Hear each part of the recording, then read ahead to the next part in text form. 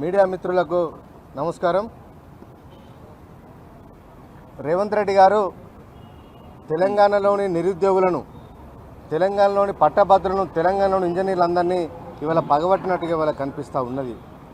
ఏ రాష్ట్ర ప్రయోజనాల కోసం ఇవాళ రేవంత్ రెడ్డి గారు తెలంగాణ ఇంజనీర్లను అవమానపరిచే విధంగా తెలంగాణ ఇంజనీర్లు క్రిమినల్ వేస్ట్ అని చెప్పి మాట్లాడిండో సమాధానం చెప్పాలని చెప్పి ఇవాళ ముఖ్యమంత్రి గారిని ఇవాళ మేము ప్రశ్నిస్తూ ఉన్నాం.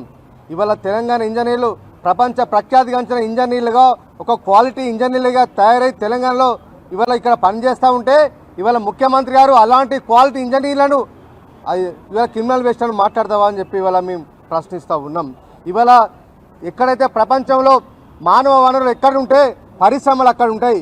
ఇవాళ కేసీఆర్ గారి 9.5 సంవత్సరాల కాలంలో పట్ల ఇక్కడ క్వాలిటీ ఇంజనీర్లు తయారయ్యారు కాబట్టి ప్రపంచ స్థాయి కంపెనీలు, అన్ని జాతీయ అంతర్జాతీయ స్థాయి కంపెనీలు, అన్ని రంగాల్లో ఉన్న కంపెనీలు కూడా వచ్చి ఇవాళ హైదరాబాద్లో పెట్టుబడులు పెట్టి తెలంగాణలో నిరుద్యోగులకు, పట్టభద్రులకు, ఇంజనీర్లకు ఇక్కడ ఉద్యోగాలు కల్పిస్తే ఇవాళ ఉద్యోగాలకు అడ్డాగా ఇవాళ భారతదేశంలో ఇవాళ తెలంగాణ, హైదరాబాద్ మారితే ఇవాళ అది జీర్ణించుకోలేక సమాఖ్యాంధ్ర కుట్రలో భాగంగా ఇవాళ బీజేపీ పాలిత రాష్ట్రాల కుట్రలో భాగంగా ఇవాళ రేవంత్ రెడ్డి గారు ఈ రాష్ట్రంలోని ఇంజనీర్లను క్రిమినల్ వేస్ట్ అనడాన్ని మేము తీవ్రంగా హెచ్చరిస్తూ ఉన్నాం.